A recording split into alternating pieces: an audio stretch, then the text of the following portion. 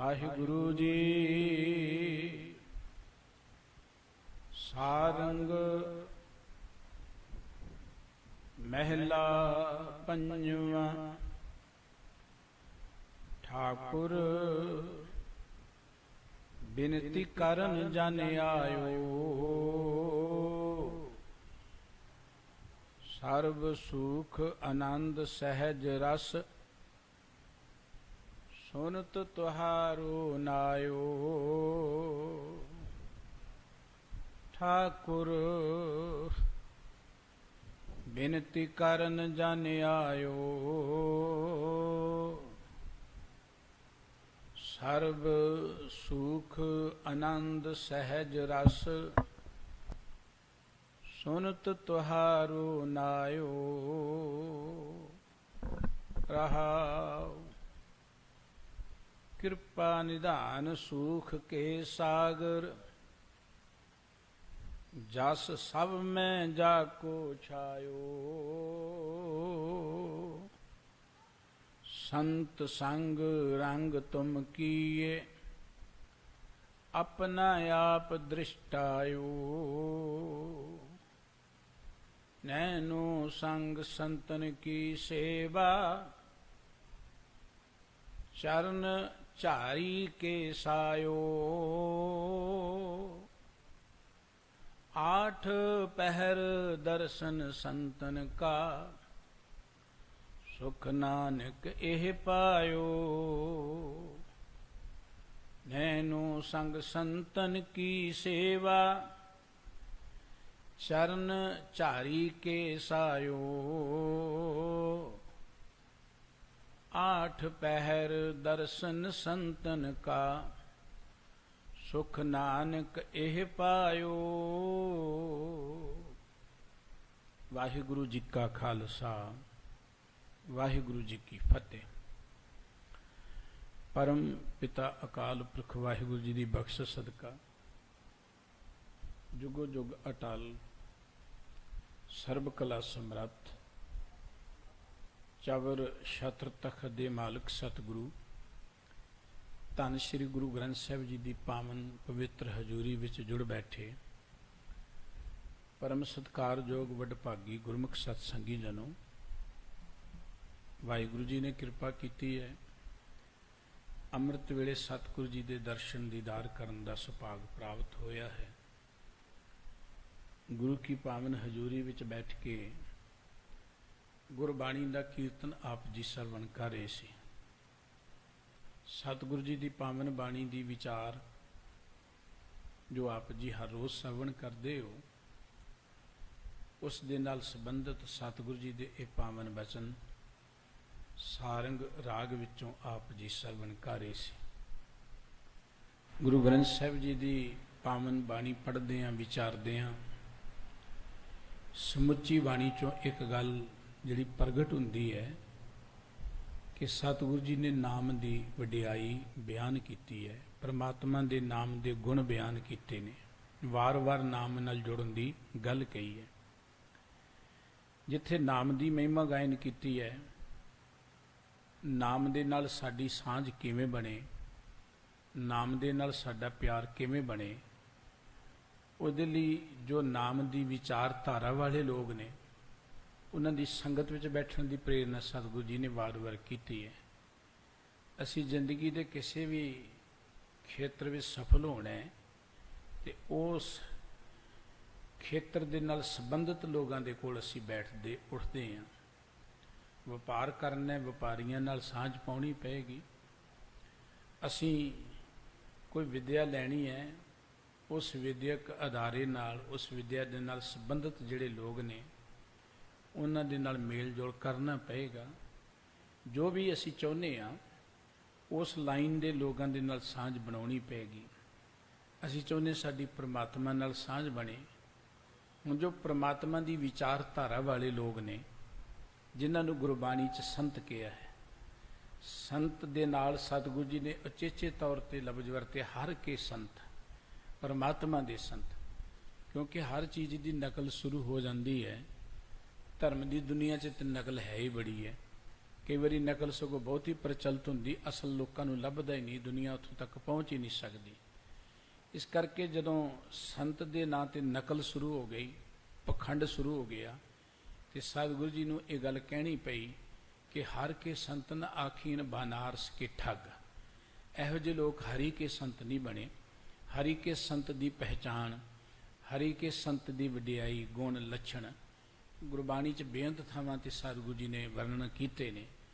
ਗੁਰਦੇਵ ਕਹਿੰਦੇ ਕਿ ਪ੍ਰਮਾਤਮਾ ਦੇ ਪਿਆਰ 'ਚ ਜੁੜਨ ਦੇ ਲਈ ਸਾਨੂੰ ਹਰੀ ਦੇ ਸੰਤਾਂ ਦੀ ਸੰਗਤ ਵੀ ਕਰਨੀ ਪਏਗੀ। ਸੰਗਤ ਤੋਂ ਬਿਨਾਂ ਸਾਨੂੰ ਪ੍ਰਮਾਤਮਾ ਦਾ ਗਿਆਨ ਹੀ ਨਹੀਂ ਹੋਏਗਾ। ਵਾਹਿਗੁਰੂ ਨੂੰ ਚੇਤੇ ਕਰਨਾ, ਰੱਬ ਨੂੰ ਕਿਸੇ ਵੀ ਨਾਮ ਦੇ ਨਾਲ ਯਾਦ ਕਰਨਾ, ਇਹ ਤਾਂ ਗੱਲ ਬੜੀ ਮਹਾਨ ਹੈ, ਉੱਤਮ ਹੈ।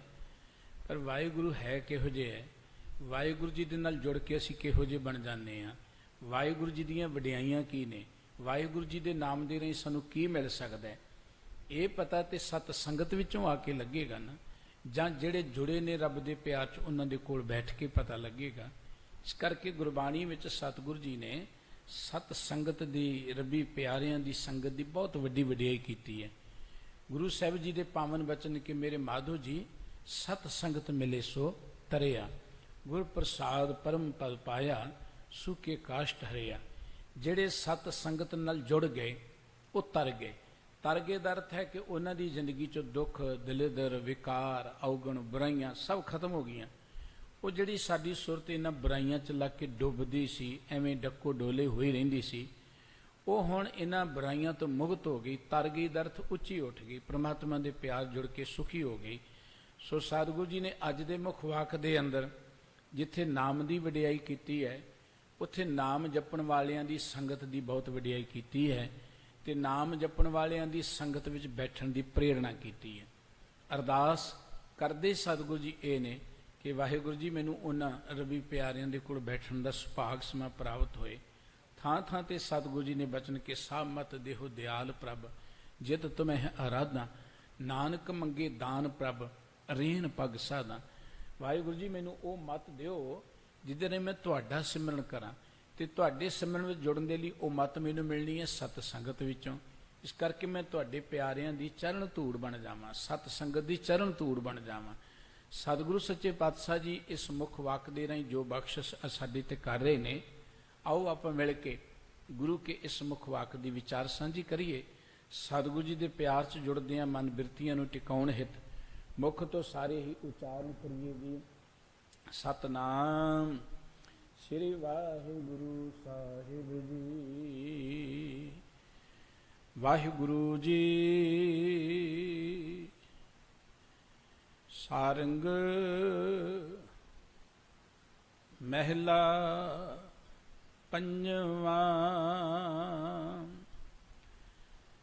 ਵਾਹਿਗੁਰੂ ਜੀ ਠਾਕੁਰ ਬਿਨਤੀ ਕਰਨ ਜਨ ਆਇਓ,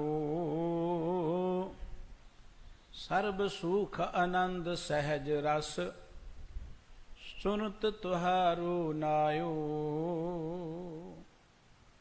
ਸਾਰੰਗ ਰਾਗ ਵਿੱਚ ਗੁਰੂ ਅਰਜਨ ਸਾਹਿਬ ਜੀ ਮਹਾਰਾਜ ਇਹ ਪਾਵਨ ਬਚਨ ਸਾਨੂੰ ਬਖਸ਼ ਰਹੇ ਨੇ, ਜੋ ਗੁਰੂ ਗ੍ਰੰਥ ਸਾਹਿਬ ਜੀ ਦੇ ਪਵਿੱਤਰ ਅੰਕ 1217 ਦੇ ਉੱਪਰ ਸੁਭਾਇਮਾਨ ਨੇ। ਗੁਰਦੇਵ ਕਹਿੰਦੇ ਠਾਕੁਰ ਦਾ ਅਰਥ ਹੈ ਪ੍ਰਮਾਤਮਾ। ਹੇ ਵਾਹਿਗੁਰੂ ਪ੍ਰਮਾਤਮਾ, ਬੇਨਤੀ ਕਰਨ ਜਨ ਆਇਓ। ਇਹ ਤੁਹਾਡਾ ਜਨ ਤੁਹਾਡੇ ਚਰਨਾਂ 'ਚ ਬੇਨਤੀ ਕਰਨ ਲਈ ਆਇਆ ਹੈ, ਅਰਦਾਸ ਕਰਨ ਲਈ ਆਇਆ ਹੈ। ਔਰ ਅਰਦਾਸ ਮੇਰੀ ਇਹ ਹੈ ਕਿ ਸਰਬ ਸੁਖ ਆਨੰਦ ਸਹਿਜ ਰਸ, ਸੁਨਤ ਤੁਹਾਰੋ ਨਾਇਓ। ਜਦੋਂ ਮੈਂ ਤੁਹਾਡਾ ਨਾਮ ਸੁਣਿਆ ਨਾ, ਤੁਹਾਡੇ ਨਾਮ ਵਿੱਚੋਂ ਮੈਨੂੰ ਸਾਰੇ ਸੁੱਖ ਮਿਲ ਗਏ, ਮੈਨੂੰ ਆਨੰਦ ਮਿਲ ਗਿਆ। ਸਹਿਜ ਦਾ ਅਰਥ ਹੈ ਆਤਮਿਕ ਅਡੋਲਤਾ, ਆਤਮਿਕ ਗਿਆਨ ਪ੍ਰਾਪਤ ਹੋ ਗਿਆ, ਅਡੋਲਤਾ ਪ੍ਰਾਪਤ ਹੋ ਗਈ, ਮੈਨੂੰ ਜ਼ਿੰਦਗੀ ਦਾ ਰਸ ਮਿਲ ਗਿਆ। ਮਨੁੱਖ ਸਾਰੀ ਜ਼ਿੰਦਗੀ ਇਹ ਯਤਨ ਕਰਦਾ ਹੈ ਕਿ ਉਹਨੂੰ ਜ਼ਿੰਦਗੀ 'ਚ ਕਿਤੇ ਆਨੰਦ ਜਿਹਾ ਬਣ ਜਾਏ, ਉਹ ਬੇਫਿਕਰ ਹੋ ਜਾਏ, ਉਹਨੂੰ ਕੋਈ ਪਰੇਸ਼ਾਨੀ ਨਾ ਹੋਏ, ਉਹਨੂੰ ਕਿਸੇ ਚੀਜ਼ ਦੀ ਕੋਈ ਘਾਟ ਨਾ ਹੋਏ, ਕਿਸੇ ਚੀਜ਼ ਦੀ ਕੋਈ ਚਿੰਤਾ ਨਾ ਹੋਵੇ। ਅਸੀਂ ਜਿੰਨੇ ਵੀ ਦੌੜ ਭੱਜ ਕਰ ਰਹੇ ਹਾਂ ਨਾ, ਭਾਵੇਂ ਕਿਸੇ ਵੀ ਪੱਖ ਤੋਂ ਕਰਦੇ, ਭਾਵੇਂ ਸਮਾਜਿਕ ਤੌਰ 'ਤੇ ਹੈ, ਰਾਜਨੀਤਿਕ ਤੌਰ 'ਤੇ ਹੈ, ਧਾਰਮਿਕ ਤੌਰ 'ਤੇ ਹੈ, ਹਰ ਕਿਸੇ ਦਾ ਮਕਸਦ ਇਹੀ ਹੈ ਕਿ ਸਾਨੂੰ ਜ਼ਿੰਦਗੀ 'ਚ ਉਹ ਸੁੱਖ ਦੀ ਜ਼ਿੰਦਗੀ ਮਿਲ ਜਾਏ। ਸਤਿਗੁਰੂ ਸਾਹਿਬ ਜੀ ਕਹਿੰਦੇ ਪ੍ਰਮਾਤਮਾ, ਜਦੋਂ ਮੈਂ ਤੁਹਾਡਾ ਨਾਮ ਸੁਣਿਆ ਤੁਹਾਡੇ ਨਾਮ 'ਚੋਂ ਸਾਰੇ ਸੁੱਖ ਮਿਲ ਗਏ। ਗੁਰਬਾਣੀ ਵਿੱਚ ਸਤਿਗੁਰੂ ਜੀ ਨੇ ਵਾਰ-ਵਾਰ ਸਾਨੂੰ ਪ੍ਰਮਾਤਮਾ ਦੇ ਗੁਣ ਗਾਉਣ ਦੀ ਪ੍ਰੇਰਣਾ ਕਰਦਿਆਂ ਪ੍ਰਮਾਤਮਾ ਦੇ ਨਾਮ ਦੀਆਂ ਵਡਿਆਈਆਂ ਦੱਸੀਆਂ ਨੇ। ਗੁਰੂ ਸਾਹਿਬ ਜੀ ਦੇ ਕਿੰਨੇ ਪਿਆਰੇ ਬਚਨ ਕਿ ਰਸਨਾ ਗੁਣ ਗੋਪਾਲ ਨਿਧ ਗਾਇਣ, ਸ਼ਾਂਤ ਸਹਿਜ ਰਹਸ ਮਨ ਉਪਜਿਓ, ਸਗਲੇ ਦੁਖ ਪਲਾਇਣ, ਜੋ ਮੰਗੈ ਸੋਈ ਸੋਈ ਪਾਵੈ, ਸਿਵ ਹਰਿ ਕੇ ਚਰਨ ਰਸਾਇਣ, ਜਨਮ ਮਰਨ ਦੂਹੂ ਤੇ ਛੂਟੈ, ਭਵਜਲ ਜਗਤ ਤਰਾਇਣ, ਖੋਜਤ ਖੁਦ ਤਤ ਵਿਚਾਰਿਓ, ਦਾਸ ਗੋਵਿੰਦ ਪੁਰਾਇਣ, ਅਵਿਨਾਸੀ ਖੇਮ ਚਾਹੇ ਜੇ ਨਾਨਕ, ਸਦਾ ਸਿਮਰ ਨਾਰਾਇਣ। ਸਤਿਗੁਰੂ ਗੁਰੂ ਅਰਜਨ ਸਾਹਿਬ ਜੀ ਮਹਾਰਾਜ ਕਹਿੰਦੇ, ਉਹ ਭਾਈ ਜੇ ਤੂੰ ਅਵਿਨਾਸੀ ਖੇਮ, ਅਵਿਨਾਸੀ ਦਰਥ ਕੇ ਜਿਹੜਾ ਖਤਮ ਨਾ ਹੋਵੇ, ਅਸੀਂ ਆਪਣੇ ਯਤਨਾਂ ਦੇ ਰਾਹੀਂ ਜੋ ਸੁੱਖ ਪ੍ਰਾਪਤ ਕਰਦੇ ਹਾਂ ਨਾ, ਉਹ ਪ੍ਰਾਪਤ ਹੁੰਦਿਆਂ ਨਾਲ ਹੀ ਚਿੰਤਾ ਆ ਜਾਂਦੀ ਕਿਤੇ ਚਲਿਆ ਨਾ ਜਾਏ। ਧਨ ਅਸੀਂ ਆਪਣੇ ਯਤਨ ਨਾਲ ਪ੍ਰਾਪਤ ਕਰਦੇ ਹਾਂ, ਪਰ ਉਹਦੇ ਨਾਲ ਸਾਨੂੰ ਚਿੰਤਾ ਹੁੰਦੀ ਕਿਤੇ ਚਲਿਆ ਨਾ ਜਾਏ, ਗਵਾਚ ਨਾ ਜਾਏ, ਲੁੱਟਿਆ ਨਾ ਜਾਏ, ਖੋਇਆ ਨਾ ਜਾਏ, ਮੁੱਕ ਨਾ ਜਾਏ। ਦੁਨੀਆ ਦੀ ਹਰ ਚੀਜ਼ ਦੇ ਨਾਲ ਜਿਹਨੂੰ ਅਸੀਂ ਸੁੱਖ ਸਮਝਦੇ, ਦੁੱਖ ਜੁੜਿਆ ਹੋਇਆ। ਜਿਵੇਂ ਦਿਨ ਤੇ ਰਾਤ ਦਾ ਸੰਬੰਧ ਹੈ, ਇਵੇਂ ਦੁੱਖ ਤੇ ਸੁੱਖ ਦਾ ਸੰਬੰਧ ਹੈ।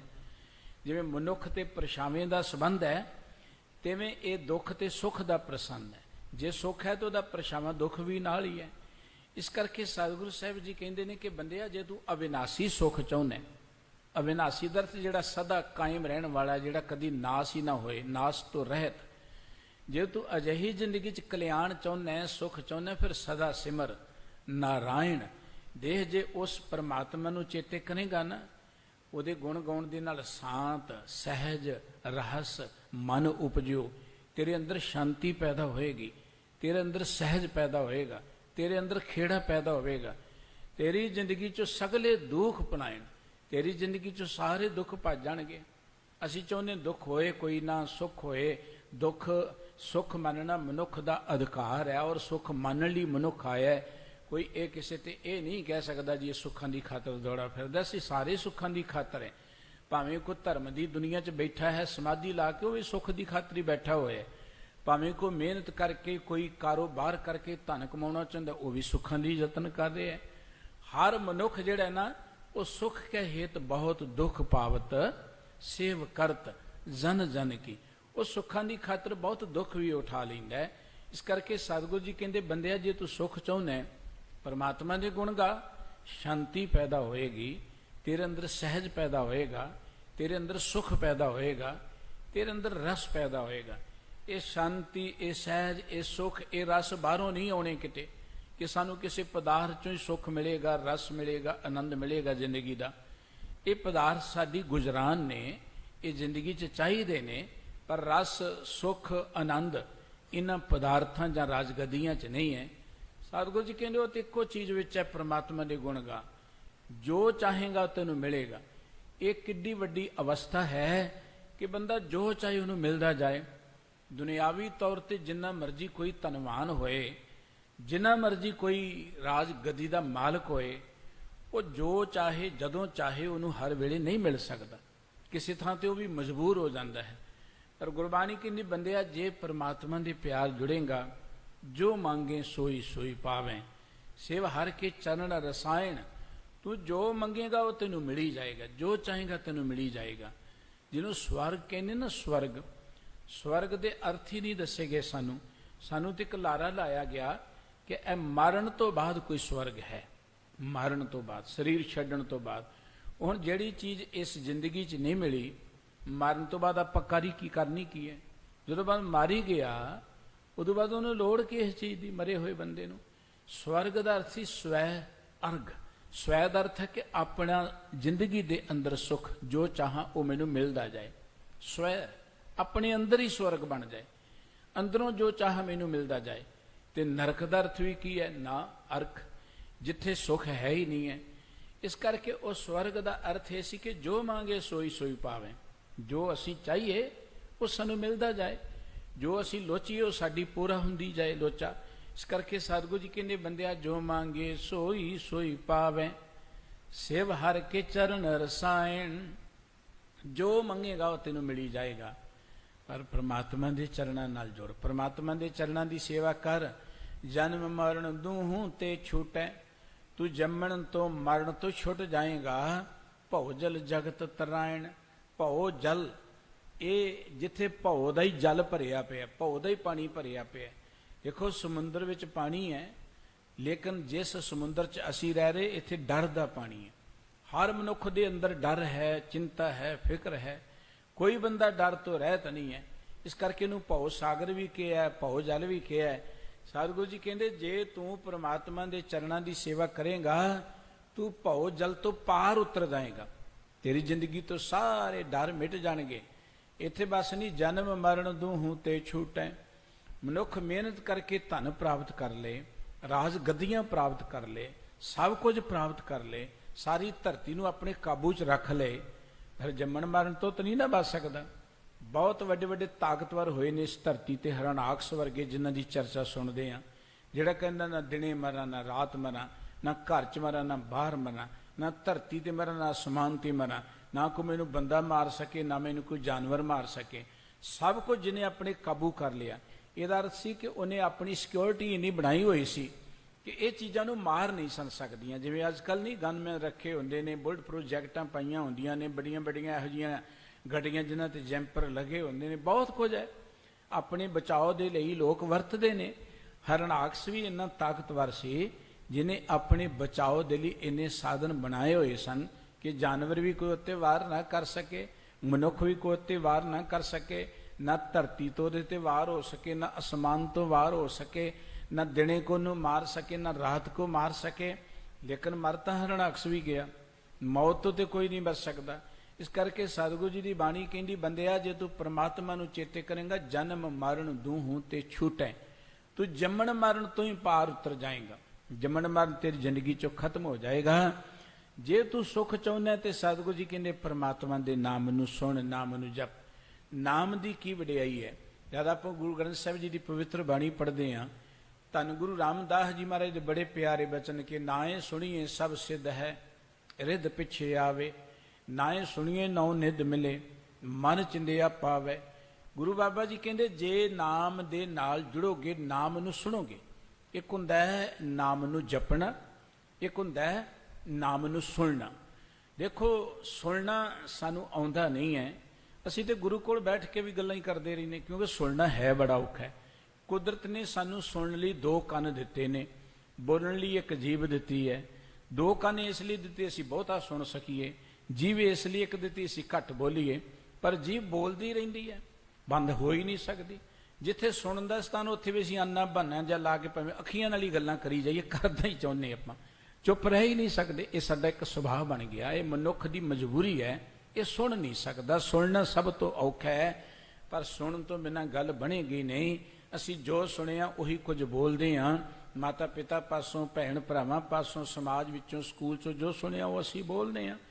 ਇਸ ਕਰਕੇ ਗੁਰਬਾਣੀ ਕਹਿੰਦੀ ਇਸ ਧਰਤੀ ਤੇ ਰਹਿੰਦੇ ਆਪਾਂ ਸੁਣਨ ਦੀ ਜਾਚ ਸਿੱਖੀਏ, ਸੁਣਨ ਦੀ।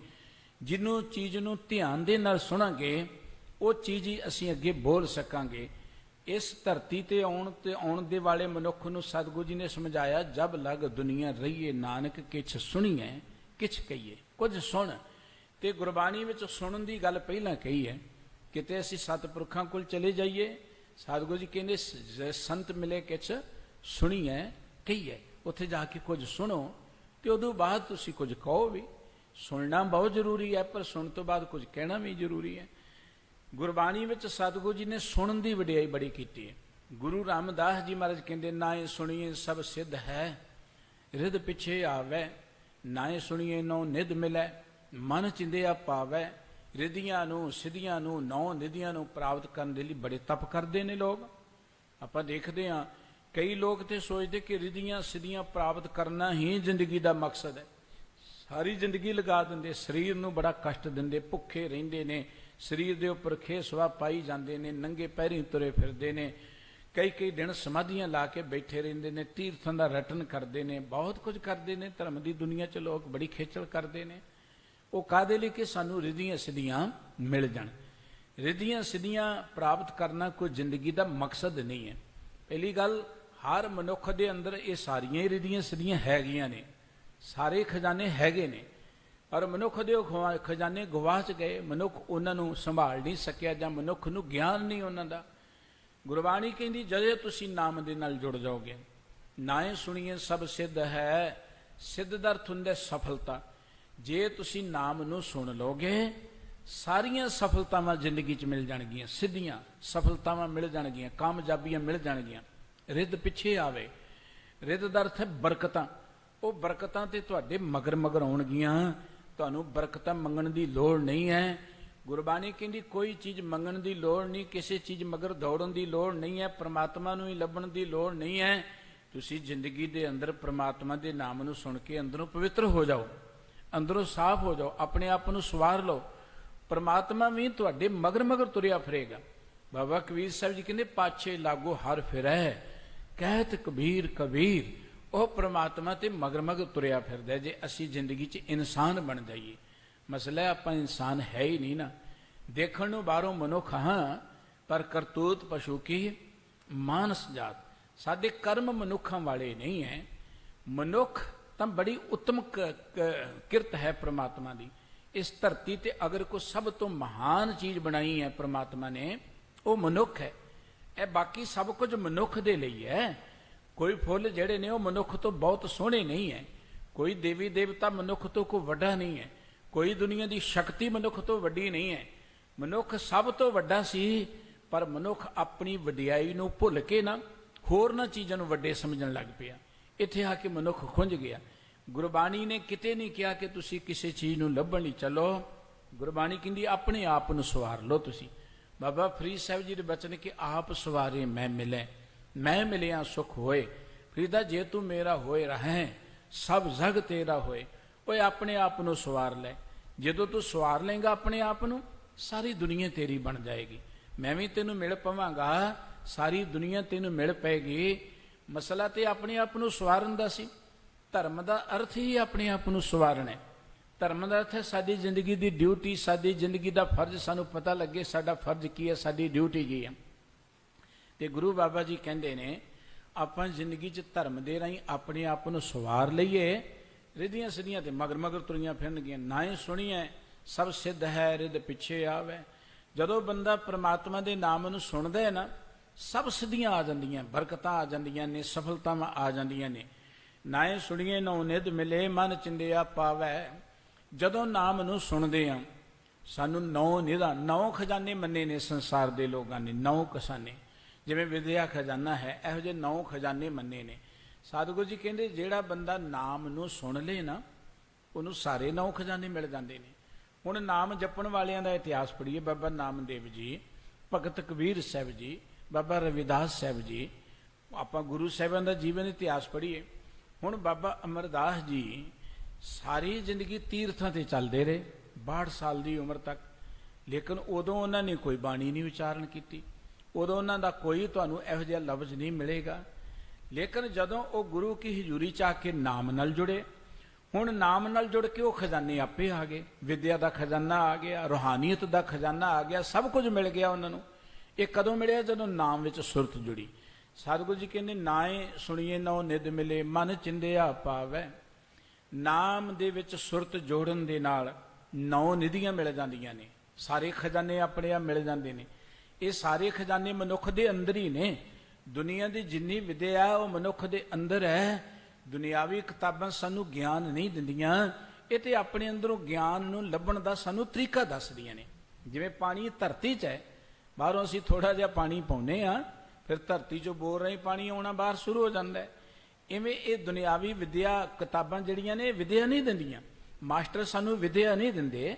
ਵਿਦਿਆ ਤੇ ਸਾਡੇ ਅੰਦਰੋਂ ਕੱਢਣ ਦੀ ਸਾਨੂੰ ਜੁਗਤ ਦੱਸਦੇ ਨੇ, ਤਰੀਕਾ ਦੱਸਦੇ ਨੇ। ਹਰ ਮਨੁੱਖ ਦੇ ਅੰਦਰੋਂ ਵਿਦਿਆ, ਔਰ ਜਿੰਨਾ ਚਿਰ ਮਨੁੱਖ ਦੇ ਅੰਦਰੋਂ ਵਿਦਿਆ ਨਹੀਂ ਨਿਕਲਣੀ ਸ਼ੁਰੂ ਹੋਏਗੀ, ਜਿੰਨੇ ਮਰਜ਼ੀ ਰੱਟੇ ਲਾਈ ਜਾਓ, ਜਿੰਨਾ ਮਰਜ਼ੀ ਉਹ ਬਾਹਰੋਂ ਪੜ੍ਹੀ ਜਾਏ ਕਿਤਾਬਾਂ, ਉਹਨਾਂ ਚਿਰ ਜ਼ਿੰਦਗੀ 'ਚ ਕਾਮਯਾਬ ਹੋ ਹੀ ਨਹੀਂ ਸਕਦਾ। ਇਸ ਕਰਕੇ ਇਹ ਸਾਰੇ ਖਜ਼ਾਨੇ ਮਨੁੱਖ ਦੇ ਅੰਦਰ ਨੇ। ਸਤਿਗੁਰੂ ਜੀ ਕਹਿੰਦੇ ਨਾਏ ਸੁਣੀਏ ਨੌ ਨਿਧ ਮਿਲੈ, ਮਨ ਚਿੰਦਿਆ ਪਾਵੈ। ਮਨ ਚਿੰਦਿਆ, ਜੋ ਚਾਹੋਗੇ ਤੁਹਾਨੂੰ ਮਿਲਦਾ ਜਾਏਗਾ।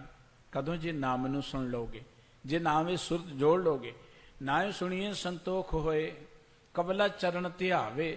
ਸਤਿਗੁਰੂ ਜੀ ਕਹਿੰਦੇ ਜੇ ਨਾਮ ਨੂੰ ਸੁਣ ਲਓਗੇ, ਕਿਉਂਕਿ ਅਸੀਂ ਸੁਣਦੇ ਨਹੀਂ ਨਾ, ਅਸੀਂ ਸੁਣਦਿਆਂ ਵੀ ਕੰਨ ਬੰਦ ਕਰ ਲੈਂਦੇ ਆ। ਸਤਿਗੁਰੂ ਜੀ ਕਹਿੰਦੇ ਨਾਮ ਨੂੰ ਸੁਣ ਲਵਾਂਗੇ, ਸਾਡੇ ਮਨ 'ਚ ਸੰਤੋਖ ਪੈਦਾ ਹੋਏਗਾ। ਕਿਉਂਕਿ ਜਦੋਂ ਗੁਰੂ ਦੀ ਗੱਲ ਸੁਣਾਂਗੇ ਨਾ, ਕਿ ਬੰਦਿਆ ਰਿਜ਼ਕ ਤਾਂ ਰੱਬ ਨੇ ਦੇਣਾ, ਪ੍ਰਮਾਤਮਾ ਨੇ ਦੇਣਾ, ਜਿੰਨਾ ਤੇਰੇ ਭਾਗਾਂ ਚੋਂ ਤੇ ਦੇ ਦਿੱਤਾ ਇਹਦੋਂ ਵੱਧ ਮਿਲਣਾ ਨਹੀਂ, ਇਹਨੂੰ ਕੋਈ ਖੋ ਨਹੀਂ ਸਕਦਾ, ਤੇ ਆਪੇ ਸੰਤੋਖ ਆ ਜਾਏਗਾ। ਪਰ ਜਦੋਂ ਅਸੀਂ ਸੁਣਦੇ ਨਹੀਂ, ਸੁਣਨ ਦਾ ਅਰਥ ਇਹ, ਠੀਕ ਹੈ ਅਸੀਂ ਬੈਠੇ ਗੁਰੂ ਕੀ ਹਜ਼ੂਰੀ 'ਚ, ਦੋ ਕੰਨ ਵੀ ਸਾਡੇ ਨੇ, ਪਰ ਸੁਣਨ ਦਾ ਅਰਥ ਇਹ ਨਹੀਂ ਹੈ। ਬਿਕਰਮਜੀਤ ਜੀ ਰਾਜਾ ਹੋਏ ਨੇ, ਉਹਨਾਂ ਦੇ ਦਰਬਾਰ 'ਚ ਇੱਕ ਬੜਾ ਵੱਡਾ ਪੰਡਿਤ ਆ ਗਿਆ, ਵਿਦਵਾਨ ਆ ਗਿਆ, ਉਹਨੇ 3 ਮੂਰਤੀਆਂ ਲਈਆਂ ਹੋਈਆਂ ਨੇ, 3 ਮੂਰਤੀਆਂ ਬਣਾਈਆਂ ਹੋਈਆਂ ਨੇ। ਲਿਆ ਕੇ ਕਹਿਣ ਲੱਗਾ, ਮਹਾਰਾਜ ਇਹਨਾਂ ਮੂਰਤਾਂ ਦਾ ਮੁੱਲ ਪਾਓ, ਇਹ ਤਿੰਨੇ ਵੱਖਰੀਆਂ ਵੱਖਰੀਆਂ ਨੇ, ਇਹਨਾਂ ਦੀ ਕੀਮਤ ਪਾਓ ਤੁਸੀਂ। ਉਹ ਬਿਕਰਮਜੀਤ ਮਹਾਰਾਜ ਕਹਿਣ ਲੱਗੇ, ਇੱਕੋ ਜਿਹੀਆਂ ਹੀ ਨੇ, ਇਹਨਾਂ ਦਾ ਵੱਖਰਾ ਵੱਖਰਾ ਕੀ ਹੈ, ਇੱਕੋ ਜਿਹੀਆਂ ਹੀ ਨਜ਼ਰ ਆਉਂਦੀਆਂ ਨੇ। ਕਹਿਣ ਲੱਗਾ ਇੱਕੋ ਜਿਹੀਆਂ ਨਹੀਂ ਹੈ, ਲੇਕਿਨ ਇਹਨਾਂ ਦਾ ਮੁੱਲ ਪਾਓ। ਅਜੇ ਚਰਚਾ ਚੱਲ ਰਹੀ ਸੀ, ਇੱਕ ਵਿਦਵਾਨ ਪੰਡਤ ਜੀ ਆ ਗਏ, ਕਹਿਣ ਲੱਗੇ ਦੇਖੋ ਮੈਂ ਹੁਣੇ ਤੁਹਾਨੂੰ ਦੱਸਦਾ। ਪੰਡਤ ਜੀ ਨੇ ਇੱਕ ਮੂਰਤ ਫੜੀ, ਉਹਦੇ ਕੰਨ 'ਚ ਤੀਲਾ ਪਾਇਆ, ਉਹ ਤੀਲਾ ਦੂਜੇ ਕੰਨ ਥਣੀ ਨਿਕਲ ਗਿਆ।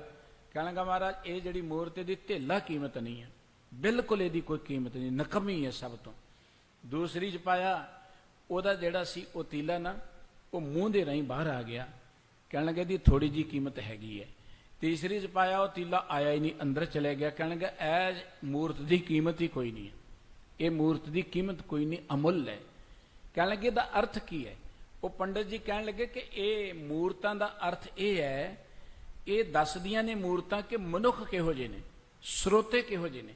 ਇੱਕ ਸਰੋਤੇ ਹੁੰਦੇ ਜਿਹੜੇ ਇੱਧਰੋਂ ਸੁਣਦੇ ਇੱਧਰ ਨੂੰ ਕੱਢ ਦਿੰਦੇ ਨੇ, ਉਹਨਾਂ ਤੇ ਸੁਣਿਆ ਨਾ ਸੁਣਿਆ ਬਰਾਬਰ ਹੀ ਉਹਨੂੰ ਕਹਿੰਦੇ ਆਪਾਂ ਅਣਸੁਣਿਆ ਹੀ ਕਰ ਦਿੱਤਾ, ਇੱਧਰੋਂ ਸੁਣਿਆ ਇੰਦਰ ਕੱਢ ਦਿੱਤਾ, ਜਿੱਦਾਂ ਦੇ ਆਏ ਉਦਾਂ ਦੀ ਆਪਾਂ ਉੱਠ ਕੇ ਚਲੇ ਗਏ, ਕੁਝ ਲੈ ਕੇ ਨਹੀਂ ਗਏ, ਕੁਝ ਪ੍ਰਾਪਤ ਨਹੀਂ ਕੀਤਾ, ਕੋਈ ਕੀਮਤ ਨਾ ਬਣ ਸਕੀ।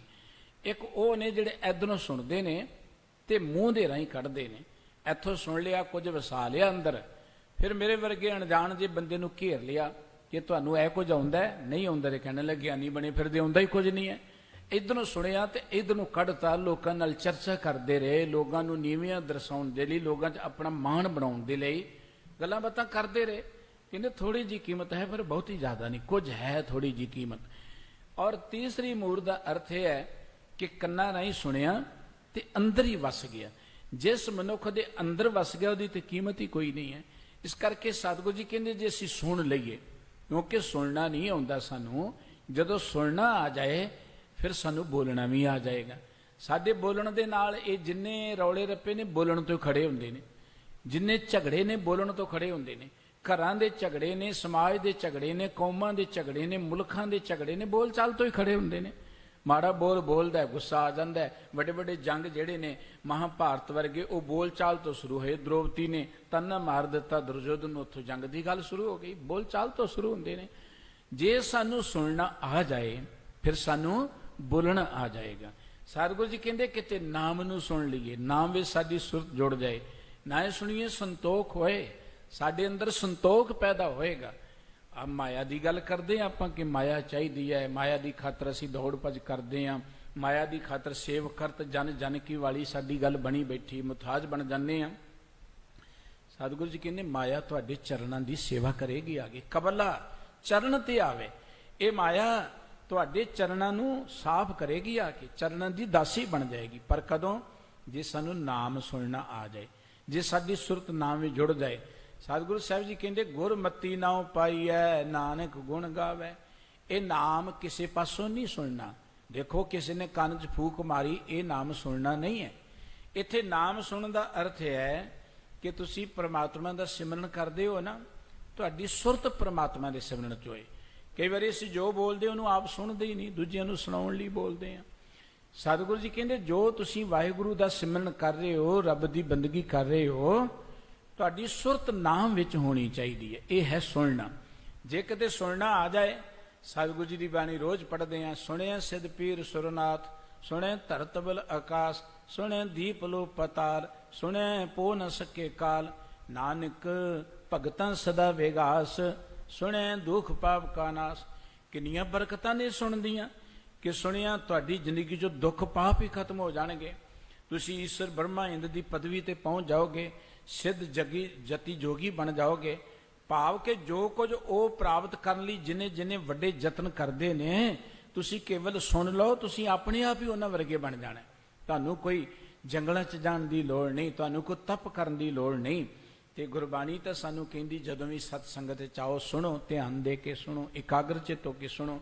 ਸਤਿਗੁਰੂ ਸ੍ਰੀ ਗੁਰੂ ਅਰਜਨ ਸਾਹਿਬ ਜੀ ਮਹਾਰਾਜ ਕਹਿੰਦੇ ਠਾਕੁਰ ਬੇਨਤੀ ਕਰਨ ਜਨ ਆਇਓ। ਇਹ ਵਾਹਿਗੁਰੂ ਜੀ, ਆਪ ਜੀ ਦਾ ਇਹ ਸੇਵਕ ਤੁਹਾਡੇ ਹਜੂਰ ਬੇਨਤੀ ਕਰਨ ਦੇ ਲਈ ਆਇਆ ਹੈ ਕਿ ਸਰਬ ਸੁਖ ਆਨੰਦ ਸਹਿਜ ਰਸ ਸੁਨਤ ਤੁਹਾਰੋ ਨਾਇਓ। ਵਾਹਿਗੁਰੂ ਜੀਓ, ਜਦੋਂ ਮੈਂ ਤੁਹਾਡੇ ਨਾਮ ਨੂੰ ਸੁਣਦਾ ਹੈ ਨਾ, ਨਾਮ ਨੂੰ ਸੁਣ ਕੇ ਮੈਨੂੰ ਸਾਰੇ ਸੁੱਖ ਮਿਲ ਜਾਂਦੇ ਨੇ। ਨਾਮ ਨੂੰ ਸੁਣ ਕੇ ਮੇਰੀ ਜ਼ਿੰਦਗੀ 'ਚ ਆਨੰਦ ਪੈਦਾ ਹੁੰਦਾ ਹੈ। ਨਾਮ ਨੂੰ ਸੁਣ ਕੇ ਮੇਰੀ ਜ਼ਿੰਦਗੀ 'ਚ ਆਤਮਿਕ ਅਡੋਲਤਾ, ਮਨ ਦਾ ਟਿਕਾ, ਐਨ ਮਨ ਦੀ ਸਥਿਰਤਾ, ਮਨ ਦਾ ਗਿਆਨ ਪ੍ਰਾਪਤ ਹੁੰਦਾ ਹੈ। ਤੇ ਸਾਹਿਬ ਜੀ ਸੁਨਤ ਸਹਿਜ ਰਸ, ਜ਼ਿੰਦਗੀ 'ਚ ਰਸ ਪੈਦਾ ਹੁੰਦਾ ਹੈ। ਕਦੋਂ? ਜਦੋਂ ਮੈਂ ਤੁਹਾਡੇ ਨਾਮ ਨੂੰ ਸੁਣਦਾ ਹਾਂ। ਗੁਰਦੇਵ ਜੀ ਦੇ ਬਚਨ ਕਿ ਕਿਰਪਾ ਨਿਦਾਨ ਸੂਖ ਕੇ ਸਾਗਰ ਜਸ ਸਭ ਮੈਂ ਜਾ ਕੋ ਛਾਇਓ। हे ਕਿਰਪਾ ਦੇ ਖਜ਼ਾਨੇ, ਕਿਰਪਾ ਨਿਦਾਨ ਦਾ ਅਰਥ ਕਿ ਕਿਰਪਾ ਦਾ ਖਜ਼ਾਨਾ ਪਰਮ ਪਿਤਾ ਵਾਹਿਗੁਰੂ, ਉਹ ਕਿਰਪਾਲੂ ਹੈ, ਦਿਆਲੂ ਹੈ, ਦਇਆ ਦਾ ਘਰ ਹੈ। हे ਕਿਰਪਾ ਦੇ ਖਜ਼ਾਨੇ ਵਾਹਿਗੁਰੂ ਜੀਓ, ਸੂਖ ਕੇ ਸਾਗਰ, ਤੁਸੀਂ ਸੁੱਖਾਂ ਦੇ ਸਮੁੰਦਰ ਹੋ, ਤੁਸੀਂ ਕਿਰਪਾ ਦੇ ਖਜ਼ਾਨੇ ਹੋ। ਜਸ ਸਭ ਮੈਂ ਜਾ ਕੋ ਛਾਇਓ। ਇਹ ਵਾਹਿਗੁਰੂ ਜੀ, ਤੁਸੀਂ ਉਹ ਹਸਤੀ ਹੋ ਜਿਸ ਦਾ ਸਾਰੀ ਦੁਨੀਆ 'ਚ ਜਸ ਛਾਇਆ ਹੋਇਆ, ਸਾਰੇ ਥਾਵਾਂ ਤੇ। ਜਿੱਧਰ ਚਲੇ ਜਾਈਏ ਹਾਰੇ ਥਾਂ ਤੇ ਪ੍ਰਮਾਤਮਾ ਦੀ ਸੋਭਾ ਹੈ। ਅਸੀਂ ਸੋਦਰ ਦੀ ਪੌੜੀ ਪੜ੍ਹਦੇ ਹਾਂ, ਗਾਵਨ ਤਦਨੋ ਪੌਣ ਪਾਣੀ ਬੈਸੰਤਰ ਗਾਵੇ ਰਾਜਾ ਧਰਮ ਦੁਆਰੇ, ਗਾਵਨ ਤੁਨੋ ਚਿੱਤ ਗੁਤਲੇ ਜਾਣ ਲਿਖਲੇ ਧਰਮ ਵਿਚਾਰੇ, ਗਾਵਨ ਤੁਨੋ ਈਸ਼ਰ ਬ੍ਰਹਮਾ ਦੇਵੀ ਸੋਹਨ ਤੇਰੇ ਸਦਾ ਸਵਾਰੇ, ਗਾਵਨ ਤੁਨੋ ਇੰਦਰ ਇੰਦਰਾਸਨ ਬੈਠੇ ਦੇਵਤਿਆਂ ਦਰ ਨਾਲੇ। ਹੁਣ ਸਾਰੇ ਰੱਬ ਨੂੰ ਗਾ ਰਹੇ ਨੇ, ਇੰਦਰ ਵਰਗੇ ਗਾ ਰਹੇ ਨੇ, ਈਸ਼ਰ ਬ੍ਰਹਮਾ ਦੇਵੀ ਗਾ ਰਹੇ ਨੇ, ਪੌਣ ਪਾਣੀ ਬੈਸੰਤਰ ਗਾ ਰਹੇ ਨੇ, ਧਰਤੀ ਗਾ ਰਹੀ, ਆਕਾਸ਼ ਗਾ ਰਿਹਾ ਹੈ। ਸਤਿਗੁਰੂ ਜੀ ਕਹਿੰਦੇ ਹੋਰ ਕਿਤੇ ਤੁਧਨੋ ਗਾਵਨ ਸੇ ਮੈਂ ਚਿਤ ਨ ਆਵਨ। ਹੋਰ ਕਿੰਨੀ ਕੁ ਦੁਨੀਆ ਤੁਹਾਨੂੰ ਗਾ ਰਹੀ ਹੈ, ਉਹ ਤੇ ਮੇਰੇ ਚਿੱਤੇ ਵੀ ਨਹੀਂ ਹੈ। ਭਾਵ ਕਿ ਸਾਰੀ ਦੁਨੀਆ ਤੁਹਾਡੀ ਕੀਰਤੀ ਕਰਦੀ ਹੈ, ਤੁਹਾਡੀ ਵਡਿਆਈ ਕਰਦੀ ਹੈ। ਪਰਮਾਤਮਾ ਜੀ, ਤੁਸੀਂ ਉਹ ਹਸਤੀ ਹੋ ਕਿ ਤੁਹਾਡਾ ਜਸ ਸਭ ਮੈਂ ਜਾ ਕੋ ਛਾਇਓ। ਤੁਹਾਡਾ ਜਸ ਸਾਰੇ ਥਾਵਾਂ ਤੇ ਪਛਰਿਆ ਹੋਇਆ, ਛਾਇਆ ਹੋਇਆ ਹੈ। ਸੰਤ ਸੰਗ ਰੰਗ ਤੁਮ ਕੀਏ ਆਪਣਾ ਆਪ ਦ੍ਰਿਸ਼ਟਾਇਓ। ਹੁਣ ਉਹ ਪ੍ਰਮਾਤਮਾ ਨੂੰ ਦੇਖਣਾ ਤੇ ਕਿੱਥੇ ਦੇਖਿਆ ਜਾਏ? ਪਰਮਾਤਮਾ ਕਿਤੇ ਬਾਹਰ ਨਹੀਂ ਹੈ, ਦੂਰ ਨਹੀਂ ਹੈ, ਇਸ ਧਰਤੀ ਤੋਂ ਵੱਖਰਾ ਨਹੀਂ ਹੈ, ਮਨੁੱਖ ਤੋਂ ਕਿਤੇ ਦੂਰ ਨਹੀਂ ਹੈ। ਗੁਰਬਾਣੀ ਨੇ ਵਾਰ-ਵਾਰ ਸਾਨੂੰ ਪ੍ਰਮਾਤਮਾ ਦੇ ਬਾਰੇ ਗਿਆਨ ਦਿੱਤਾ ਹੈ ਕਿ ਪਹਿਲੀ ਗੱਲ ਕਿ ਪ੍ਰਮਾਤਮਾ ਨੇ ਦੁਨੀਆ ਬਣਾਈ ਹੈ ਨਾ, ਆਪ ਹੀ ਨੇ ਆਪ ਸਾਜਿਓ, ਆਪੀ ਨੈ ਰਚਿਓ ਨਾਉ, ਦੋਈ ਕੁਦਰ ਸਾਜੀਏ ਕਰ ਆਸਣ ਡਿਠੋ ਚਾਓ। ਪਰਮਾਤਮਾ ਨੇ ਜਿਹੜੀ ਕੁਦਰਤ ਬਣਾਈ ਹੈ, ਪ੍ਰਕਿਰਤੀ ਬਣਾਈ ਹੈ, ਪਰਮਾਤਮਾ ਇਹਦੇ 'ਚ ਹੀ ਬੈਠ ਗਏ। ਬਲਿਹਾਰੀ ਕੁਦਰਤ ਵਸਿਆ ਤੇਰਾ ਅੰਤ ਨ ਜਾਈ ਲਖਿਆ।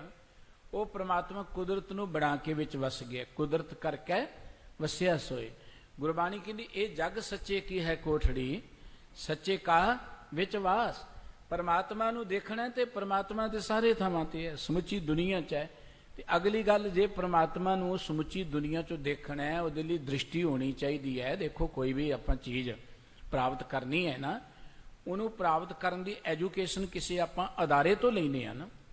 ਡਾਕਟਰ ਬਣਨਾ ਹੈ, ਡਾਕਟਰੀ ਤਾਂ ਮਨੁੱਖ ਦੇ ਅੰਦਰ ਹੈ, ਲੇਕਿਨ ਉਹ ਡਾਕਟਰ ਬਣਨ ਦੇ ਲਈ ਅਸੀਂ ਕਿਸੇ ਮੈਡੀਕਲ ਕਾਲਜ ਜਾਂਦੇ, ਉੱਥੋਂ ਗਿਆਨ ਲੈਨੇ, ਉੱਥੋਂ ਸੇਧ ਲੈਨੇ, ਫਿਰ ਕਿਤੇ ਡਾਕਟਰ ਬਣਦੇ ਆ। ਹੁਣ ਪ੍ਰਮਾਤਮਾ ਸਰਵ ਵਿਆਪਕ ਹੈ, ਪ੍ਰਮਾਤਮਾ ਸਾਰੇ ਥਾਵਾਂ ਤੇ ਹੈ, ਪਰ ਉਸ ਪ੍ਰਮਾਤਮਾ ਦੇ ਸਾਰੇ ਥਾਵਾਂ ਤੋਂ ਦੀਦਾਰ ਕਰਨ ਦੀ ਜੁਗਤ ਕੀ ਹੈ? ਕਿਵੇਂ ਪ੍ਰਮਾਤਮਾ ਦੇ ਦਰਸ਼ਨ ਹੋਣਗੇ? ਅਸੀਂ ਤੇ ਰੋਜ਼ ਫਿਰਦੇ, ਸਾਨੂੰ ਲੱਭਦਾ ਕਿਤੇ ਨਹੀਂ ਹੈ ਪ੍ਰਮਾਤਮਾ। ਆਪਾਂ ਦੇਖੋ ਨਾ, ਜੰਗਲਾਂ 'ਚ ਬੈਠ ਕੇ ਬੰਦਾ ਰੱਬ ਨੂੰ ਲੱਭਣ ਜਾਂਦਾ, ਉੱਥੇ ਵੀ ਰੱਬ ਨੂੰ ਮਿਲਦਾ ਨਹੀਂ, ਫਿਰ ਤੁਰ ਕੇ ਆ ਜਾਂਦਾ।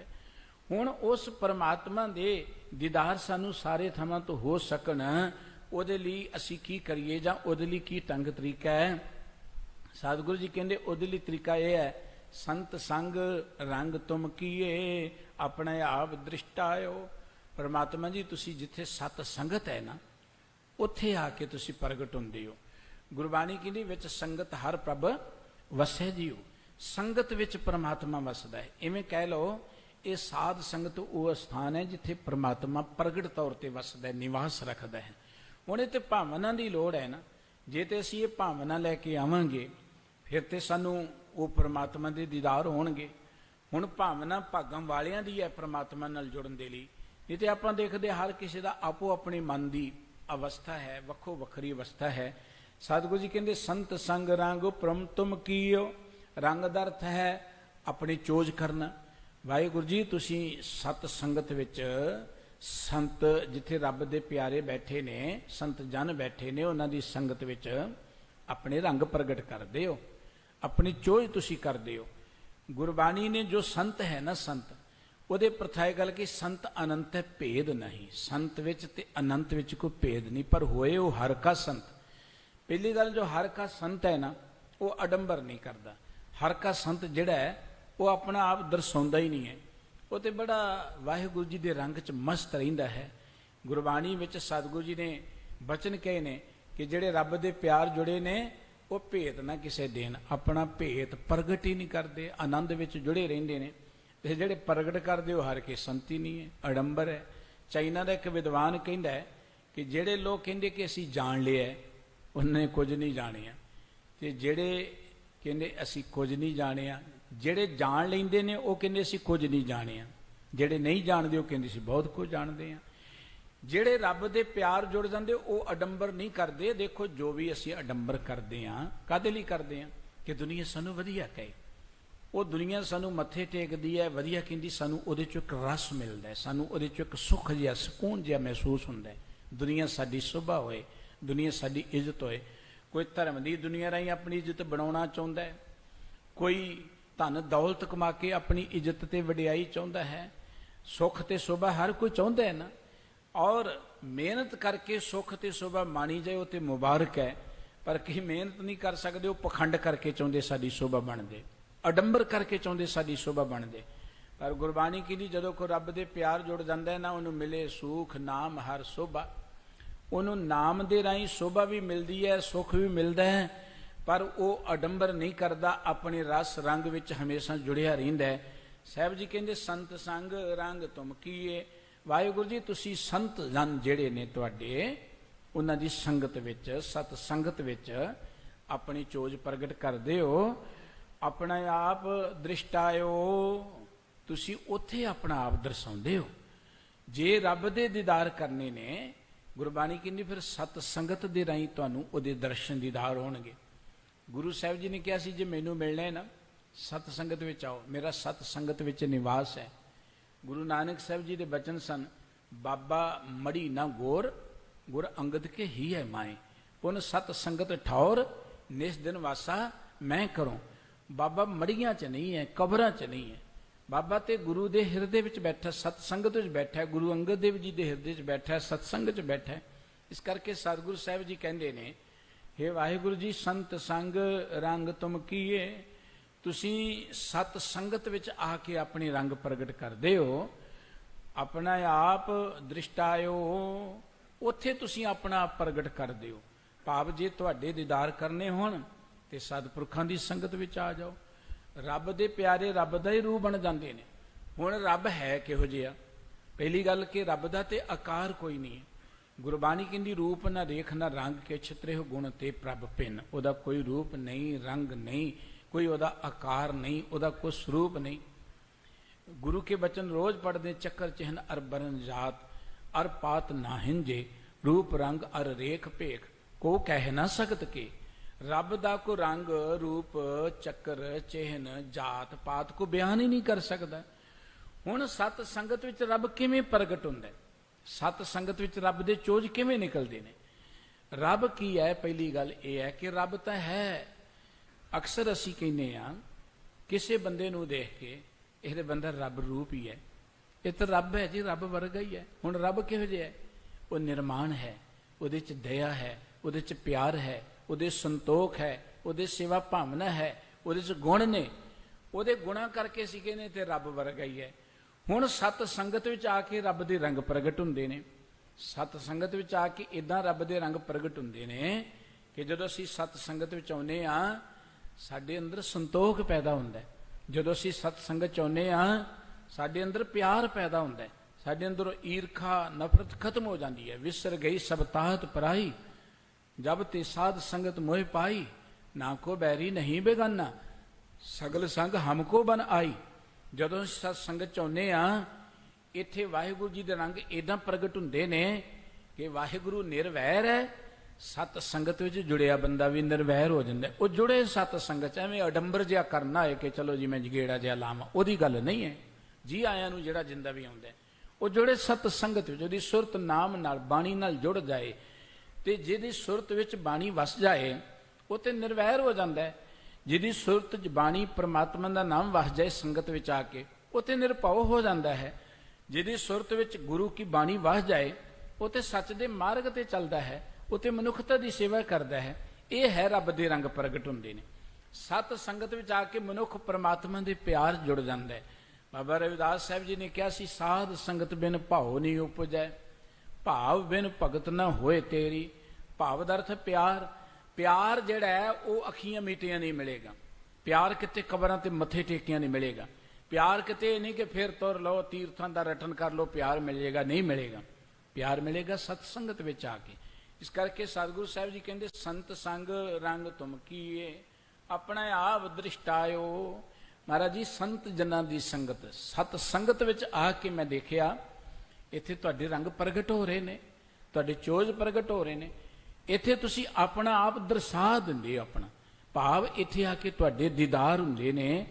ਨੈਨੋ ਸੰਗ ਸੰਤਨ ਕੀ ਸੇਵਾ, ਚਰਨ ਝਾਰੀ ਕੇ ਸਾਇਓ। ਹੇ ਵਾਹਿਗੁਰੂ ਜੀ, ਮੇਰੇ ਤੇ ਬਖਸ਼ਿਸ਼ ਕਰੋ। ਜਿਸ ਸਤ ਸੰਗਤ ਵਿੱਚ ਆ ਕੇ ਤੁਹਾਡੇ ਦੀਦਾਰ ਹੁੰਦੇ ਨੇ, ਤੁਹਾਡੇ ਚੋਜ ਪ੍ਰਗਟ ਹੁੰਦੇ ਨੇ। ਕਈ ਤਰ੍ਹਾਂ ਦੇ ਤੁਹਾਡੇ ਮੈਂ ਅਜੂਬੇ ਦੇਖਦਾ ਹਾਂ, ਵਡਿਆਈਆਂ ਦੇਖਦਾ ਹਾਂ ਸਤ ਸੰਗਤ ਵਿੱਚ ਆ ਕੇ। ਦੇਖੋ, ਜਿਉਂ-ਜਿਉਂ ਅਸੀਂ ਸਤ ਸੰਗਤ ਨਾਲ ਪਿਆਰ ਪਾਵਾਂਗੇ, ਗੁਰੂ ਨਾਨਕ ਸਾਹਿਬ ਜੀ ਨੇ ਇਹਨੇ ਮਹਾਨ ਸਮਾਜ ਦੀ ਸਿਰਜਣਾ ਜੇ ਥੋੜੇ ਸਮੇਂ 'ਚ ਕਰ ਦਿੱਤੀ, ਤੇ ਉਹਦਾ ਬੇਸ ਹੈ ਸਤ ਸੰਗਤ। ਉਹਦਾ ਬੇਸ ਹੈ ਸਤ ਸੰਗਤ। ਜਿੱਥੇ ਸਤਿਗੁਰੂ ਜੀ ਜਾਂਦੇ ਸਨ ਉੱਥੇ ਇੱਕੋ ਗੱਲ ਕਹਿੰਦੇ, ਦੋਏ ਵੇਲੇ ਸਤ ਸੰਗਤ ਕਰਿਆ ਕਰੋ, ਸਾਧ ਸੰਗਤ ਵਿੱਚ ਆਇਆ ਕਰੋ ਦੋਏ ਵੇਲੇ। ਹੁਣ ਕਿਰਤ ਕਰਨ ਦਾ ਅਧਿਕਾਰ ਸਾਨੂੰ ਦਿੱਤਾ ਹੈ, ਆਪਣੀ ਕਿਰਤ ਕਰੋ ਭਾਈ। ਸਰੀਰਕ ਤੌਰ ਤੇ ਜਿਉਂਦੇ ਰਹਿਣ ਦੇ ਲਈ ਭੋਜਨ ਚਾਹੀਦਾ ਹੈ, ਉਹਦੇ ਲਈ ਮਿਹਨਤ ਕਰੋ। ਸਰੀਰਕ ਤੌਰ ਤੇ ਤੰਦਰੁਸਤ ਰਹਿਣ ਦੇ ਲਈ ਸਾਨੂੰ ਕਿਰਤ ਕਰਨੀ ਚਾਹੀਦੀ। ਕਿਰਤ ਇਕੱਲੀ ਪੈਸੇ ਲਈ ਨਹੀਂ ਹੈ, ਕਿਰਤ ਸਾਡੇ ਸਰੀਰਕ ਤੰਦਰੁਸਤੀ ਦਾ ਕਾਰਨ ਵੀ ਹੈ। ਕਿਰਤ ਸਾਨੂੰ ਮਾਨਸਿਕ ਸੰਤੋਖ ਵੀ ਦਿੰਦੀ ਹੈ। ਕਿਰਤ ਸਾਡੇ ਅੰਦਰ ਸਵੈਮਾਨ ਪੈਦਾ ਕਰਦੀ ਹੈ। ਇਸ ਕਰਕੇ ਇਸ ਦੁਨੀਆ 'ਚ ਜੇ ਤੰਦਰੁਸਤ ਰਹਿਣਾ ਹੈ, ਸਵੈਮਾਨ ਨਾਲ ਰਹਿਣਾ ਹੈ, ਸਮਾਜ ਵਿੱਚ ਆਪਣੀ ਇੱਜ਼ਤ ਬਣਾਉਣੀ ਹੈ, ਫਿਰ ਕੰਮਕਾਰ ਕਰੋ, ਫਿਰ ਕਿਰਤ ਕਰੋ। ਵਿਹਲੇ ਬੰਦੇ ਦਾ ਤਾਂ ਕੋਈ ਸਤਿਕਾਰ ਨਹੀਂ ਹੁੰਦਾ। ਇਹ ਗੱਲ ਵੱਖਰੀ ਹੈ ਕਿ ਧਰਮ ਦੇ ਨਾਂ ਤੇ ਅਸੀਂ ਵਿਹਲੜਾਂ ਦੀ ਕਦਰ ਜ਼ਿਆਦਾ ਕਰਦੇ ਹਾਂ। ਅਸੀਂ ਕਹਿੰਦੇ ਲੈ ਵੀ ਇਹ ਤੇ ਧਰਮੀ ਬਣ ਗਿਆ। ਜਿਹਨੇ ਕੰਮਕਾਰ ਛੱਡ ਦਿੱਤਾ ਨਾ, ਵੱਖਰਾ ਜਾ ਹੋ ਕੇ ਬੈਠ ਗਿਆ ਚਿੱਟੇ ਜਿਹੇ ਕੱਪੜੇ, ਅਸੀਂ ਕਹਿੰਦੇ ਇਹ ਤੇ ਸੰਤੀ ਬਣ ਗਿਆ ਜੀ, ਇਹ ਤੇ ਰੱਬ ਦਾ ਮਾਰਗ ਤੇ ਤੁਰ ਪਿਆ। ਰੱਬ ਦਾ ਮਾਰਗ ਤੇ ਗੁਰਮਤਿ ਅਨੁਸਾਰ ਹੈ ਹੀ ਨਹੀਂ ਹੈ। ਰੱਬ ਦਾ ਮਾਰਗ ਘਾਲ ਖਾਏ ਕੇ ਛਾਤੋਂ ਦੇ, ਨਾਨਕ ਰਹਾ ਪਛਾਣੇ ਸੇ। ਇਸ ਕਰਕੇ ਸਤਿਗੁਰੂ ਜੀ ਨੇ ਜਿੱਥੇ ਸਾਨੂੰ ਜਿਉਂਦੇ ਰਹਿਣ ਲਈ ਕਿਰਤ ਕਰਨ ਦੀ ਪ੍ਰੇਰਣਾ ਕੀਤੀ ਹੈ, ਉੱਥੇ ਸਤਿਗੁਰੂ ਸਾਹਿਬ ਜੀ ਕਹਿੰਦੇ ਕਿ ਜੇ ਤੁਸੀਂ ਆਤਮਿਕ ਆਨੰਦ ਮੰਨਣਾ, ਸਾਡਾ ਇੱਕ ਸਮਾਜਿਕ ਜੀਵਨ ਹੈ, ਸਾਡਾ ਇੱਕ ਸਰੀਰਕ ਜੀਵਨ ਹੈ, ਸਾਡਾ ਇੱਕ ਆਤਮਿਕ ਜੀਵਨ ਹੈ। ਸਮਾਜਿਕ ਤੌਰ ਤੇ ਅਸੀਂ ਮਾਣ ਸਨਮਾਨ ਪ੍ਰਾਪਤ ਕਰਨਾ, ਫਿਰ ਕਾਰੋਬਾਰ ਚਾਹੀਦਾ ਹੈ, ਸੋਹਣਾ ਘਰ ਚਾਹੀਦਾ ਹੈ, ਸੋਹਣਾ ਸਾਡਾ ਰੁਤਬਾ ਚਾਹੀਦਾ ਹੈ। ਇਹਦੇ ਨਾਲ ਸਾਡਾ ਸਮਾਜ ਵਿੱਚ ਇੱਜ਼ਤ ਬਣੇਗੀ, ਇਹਦੇ ਨਾਲ ਸਮਾਜ ਵੀ ਵਧੀਆ ਬਣੇਗਾ। ਜਿਸ ਸਮਾਜ ਦੇ ਸਾਰੇ ਲੋਕੀ ਮਿਹਨਤੀ ਹੋਣਗੇ, ਉਹ ਸਮਾਜ ਕਿੰਨਾ ਵਧੀਆ ਹੋਏਗਾ। ਜਿਸ ਸਮਾਜ ਦੇ ਸਾਰੇ ਲੋਕਾਂ ਕੋਲ ਵਧੀਆ ਘਰ ਹੋਣਗੇ, ਵੱਡੀਆਂ ਗੱਡੀਆਂ ਹੋਣਗੀਆਂ, ਸੋਹਣੇ ਕਾਰੋਬਾਰ ਹੋਣਗੇ, ਉਹ ਸਮਾਜ ਆਪੇ ਵਧੀਆ ਬਣ ਗਿਆ ਨਾ। ਉਹ ਸਮਾਜ ਵਧੀਆ ਬਣਨਾ ਹੀ ਹੈ ਜੇ ਅਸੀਂ ਮਿਹਨਤ ਕਰਾਂਗੇ। ਵਿਹਲਿਆਂ ਸਮਾਜ ਵਧੀਆ ਨਹੀਂ ਬਣਨਾ ਕਿ ਮਾੜਾ ਫੇਰੀ ਜੋ ਸਮਾਜ ਵਧੀਆ ਬਣ ਜਾਏਗਾ। ਇਸ ਕਰਕੇ ਸਾਡਾ ਸਮਾਜਿਕ ਜੀਵਨ ਵਧੀਆ ਬਣੇ, ਉਹਦੇ ਲਈ ਸਾਨੂੰ ਸਾਡੇ ਸਤਿਗੁਰੂ ਜੀ ਨੇ ਕਿਰਤ ਕਰਨ ਦੀ ਗੱਲ ਕਹੀ ਹੈ। ਇਸ ਕਰਕੇ ਅਸੀਂ ਸਰੀਰਕ ਤੌਰ ਤੇ ਵੀ ਤੰਦਰੁਸਤ ਰਹੀਏ, ਉਹਦੇ ਲਈ ਸਾਨੂੰ ਸਤਿਗੁਰੂ ਜੀ ਨੇ ਜਿੱਥੇ ਮਿਹਨਤ ਕਰਨ ਦੀ ਗੱਲ ਕਹੀ, ਉੱਥੇ ਥਾਂ ਥਾਂ ਤੇ ਸਾਨੂੰ ਗਿਆਨ ਦਿੱਤਾ ਹੈ ਕਿ ਆਪਾਂ ਖਾਣਾ ਉਹ ਖਾਈਏ, ਉਹ ਕੁਝ ਅਸੀਂ ਸਰੀਰ ਅੰਦਰ ਭੇਜੀਏ ਜੋ ਸਾਡੇ ਸਰੀਰ ਨੂੰ ਤੰਦਰੁਸਤ ਕਰੇ। ਬਾਬਾ ਹੋਰ ਖਾਣਾ ਖੁਸ਼ੀ ਖਵਾਰ, ਜਿਤ ਖਾਦੇ ਤਨ ਪੀੜੀਏ, ਮਨ ਮੈਂ ਚੱਲੇ ਵਿਕਾਰ। ਸਰੀਰ ਦੀ ਬਹੁਤ ਵਡਿਆਈ ਸਤਿਗੁਰੂ ਜੀ ਨੇ ਕੀਤੀ, ਸਰੀਰ ਨੂੰ ਸੰਭਾਲਣ ਦੀ ਬੜੀ ਪ੍ਰੇਰਣਾ ਕੀਤੀ ਹੈ ਕਿ ਆਪਾਂ ਕਿਵੇਂ ਸਰੀਰ ਨੂੰ ਸੰਭਾਲਣਾ ਹੈ। ਰੱਬ ਦੇ ਮਾਰਗ ਤੇ ਜਾਂ ਦੁਨੀਆ ਦੇ ਮਾਰਗ ਤੇ ਚੱਲ, ਕਿਉਂਕਿ ਸਰੀਰ ਦੀ ਅਣਦੇਖੀ ਨਹੀਂ ਕਰਨੀ, ਆਪਾਂ ਸਰੀਰ ਦਾ ਵੀ ਧਿਆਨ ਰੱਖਣਾ ਹੈ। ਇੱਕ ਸਾਡਾ ਆਤਮਿਕ ਜੀਵਨ ਹੈ। ਅਸੀਂ ਸਮਾਜਿਕ ਤੌਰ ਤੇ ਵੀ ਸੋਭਾ ਚਾਹੁੰਦੇ ਹਾਂ ਔਰ ਉਹਦੇ ਲਈ ਯਤਨ ਬੜਾ ਕਰਦੇ ਹਾਂ, ਕਰਨਾ ਚਾਹੀਦਾ ਹੈ, ਸਾਡਾ ਅਧਿਕਾਰ ਹੈ। ਸਰੀਰਕ ਤੌਰ ਤੇ ਤੰਦਰੁਸਤ ਰਹੀਏ ਚਾਹੁੰਦਾ ਹਰ ਕੋਈ ਹੈ, ਪਰ ਇਧਰ ਅਵੇਅਰ ਸਾਰੇ ਨਹੀਂ ਹੈ। ਚਾਹੁੰਦਾ ਹਰ ਕੋਈ ਕਿ ਅਸੀਂ ਚੰਗੇ ਹੋਈਏ, ਤੰਦਰੁਸਤ ਰਹੀਏ, ਲੋਕਾਂ ਨੂੰ ਚੰਗੇ ਲੱਗੀਏ, ਦੁਨੀਆ ਸਾਨੂੰ ਦੇਖ ਕੇ ਕਿੰਨਾ ਤੰਦਰੁਸਤ ਹੈ, ਕਿੰਨਾ ਸੋਹਣਾ ਹੈ, ਜਵਾਨ ਲੱਗਦਾ ਹੈ, ਚਾਹੁੰਦੇ ਹਾਂ ਆਪਾਂ ਸਾਰੇ। ਪਰ ਸਾਰੇ ਆਪਾਂ ਕੰਮ ਕਰਦੇ ਨਹੀਂ ਹੋ ਕਿ ਅਸੀਂ ਕੀ ਖਾਣਾ ਹੈ ਸਾਨੂੰ ਪਤਾ ਹੀ ਨਹੀਂ ਹੈ। ਔਰ ਇਸੇ ਤਰੀਕੇ ਦੇ ਨਾਲ ਸਰੀਰ ਨੂੰ ਸੰਭਾਲਣਾ ਕਿਵੇਂ ਇਹ ਸਾਰਿਆਂ ਨੂੰ ਨਹੀਂ ਪਤਾ, ਵਿਰਲਿਆਂ ਨੂੰ ਭਾਗਾਂ ਵਾਲਿਆਂ ਨੂੰ ਪਤਾ ਹੈ। ਇਹਦੋਂ ਅਗਲਾ ਜੀਵਨ ਸਾਡਾ ਆਤਮਿਕ ਜੀਵਨ, ਆਤਮਿਕ ਤੌਰ ਤੇ ਨਾਨਕ ਭਗਤਾਂ ਸਦਾ ਵਿਕਾਸ ਬਣਿਆ ਰਹੇ। ਇੱਕ ਹੁੰਦਾ ਵਿਕਾਸ, ਬਾਹਰੀ ਮਿਹਨਤ ਕਰਾਂਗੇ ਵਿਕਾਸ ਹੋਏਗਾ, ਹੋਣਾ ਚਾਹੀਦਾ ਹੈ, ਲੇਕਿਨ ਵਿਕਾਸ ਦਾ ਅਰਥ ਹੁੰਦਾ ਖੇੜਾ। ਸਾਡੇ ਅੰਦਰ ਚਾਹੋ, ਸਾਡੇ ਅੰਦਰ ਉਹ ਵਿਕਾਸ ਪੈਦਾ ਹੋਏ, ਉਹਦੇ ਲਈ ਸਤਿਗੁਰੂ ਜੀ ਕਹਿੰਦੇ ਪ੍ਰਮਾਤਮਾ ਦੇ ਨਾਮ ਨਾਲ ਜੁੜੋ, ਸਤ ਸੰਗਤ ਨਾਲ ਜੁੜੋ, ਦੋਏ ਵੇਲੇ ਸਤ ਸੰਗਤ ਵਿੱਚ ਆਇਆ ਕਰੋ। ਸਾਨੂੰ ਸਤਿਗੁਰੂ ਜੀ ਨੇ ਕਿਤੇ ਨਹੀਂ ਕਿਹਾ ਕਿ ਵੱਖਰੇ ਬੈਠ ਕੇ ਤੁਸੀਂ ਸਮਾਧੀਆਂ ਲਾ ਕੇ ਬੈਠੋ। ਸਾਨੂੰ ਸਾਡੇ ਸਤਿਗੁਰੂ ਜੀ ਨੇ ਜਿੱਥੇ ਅੰਮ੍ਰਿਤ ਵੇਲੇ ਉੱਠ ਕੇ ਵਾਹਿਗੁਰੂ ਜੀ ਦੇ ਪਿਆਰ ਜੁੜਨ ਦੀ ਗੱਲ ਕਹੀ ਹੈ, ਉਹ ਤੇ ਜ਼ਰੂਰੀ ਹੈ, ਉੱਥੇ ਸਤ ਸੰਗਤ ਵਿੱਚ ਆਉਣ ਦੀ ਗੱਲ ਕਹੀ ਹੈ। ਪਰਮਾਤਮਾ ਦੇ ਪਿਆਰ ਵਿੱਚ ਜੁੜਨ ਦੇ ਲਈ ਸਭ ਤੋਂ ਵਧੀਆ ਥਾਂ ਜਿਹੜਾ ਹੈ ਨਾ, ਉਹ ਗੁਰਬਾਣੀ ਕਹਿੰਦੀ ਹੈ ਸਤ ਸੰਗਤ ਹੈ। ਅੱਜ ਤੋਂ ਕੁਝ ਦਿਨ ਪਹਿਲਾਂ ਇੱਕ ਬਚਨ ਆਇਆ ਸੀ ਸਤਿਗੁਰੂ ਜੀ ਦਾ, ਅਕਾਲ ਮੂਰਤ ਹੈ ਸਾਧ ਸੰਗਤਨ ਕੀ, ਨਾਨਕ ਮੰਤਰ ਧਿਆਨ ਕੋ। ਸਤਿਗੁਰੂ ਸਾਹਿਬ ਜੀ ਕਹਿੰਦੇ ਕਿ ਵਾਹਿਗੁਰੂ ਜੀ ਦੇ ਪਿਆਰ 'ਚ ਉਹਦੇ ਸਰੂਪ ਜੁੜਨ ਦੇ ਲਈ ਸਭ ਤੋਂ ਉੱਤਮ ਥਾਂ ਜਿਹੜਾ ਉਹ ਸਤ ਸੰਗਤ ਹੀ ਹੈ, ਉਹਦੇ ਪਿਆਰ 'ਚ ਜੁੜਨ ਦੇ ਲਈ।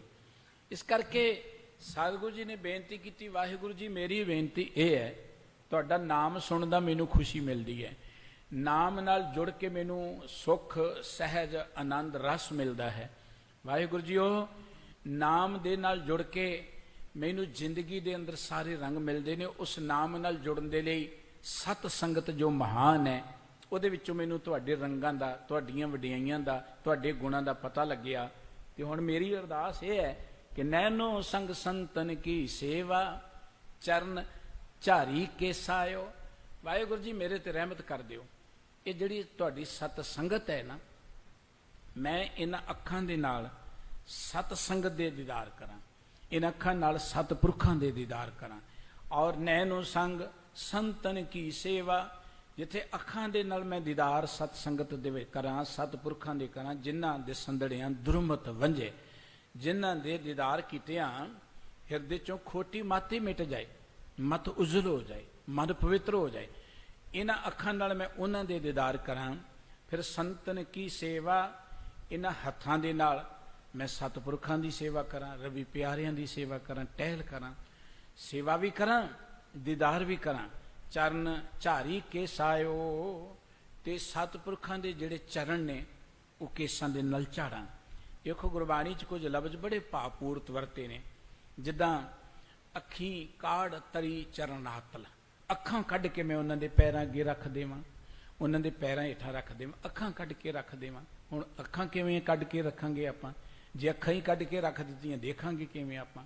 ਅੱਖੀਂ ਕਾੜ ਧਰੀ ਚਰਨਾਤਲ ਦਾ ਅਰਥ ਹੈ ਕਿ ਮੈਂ ਅਤ ਨਿਮਰਤਾ ਦੇ ਨਾਲ ਉਹਨਾਂ ਦੇ ਕੋਲ ਬੈਠਾ, ਮੈਂ ਅਤ ਨਿਮਰਤਾ ਦੇ ਨਾਲ ਉਹਨਾਂ ਦੇ ਕੋਲ ਬੈਠਾ।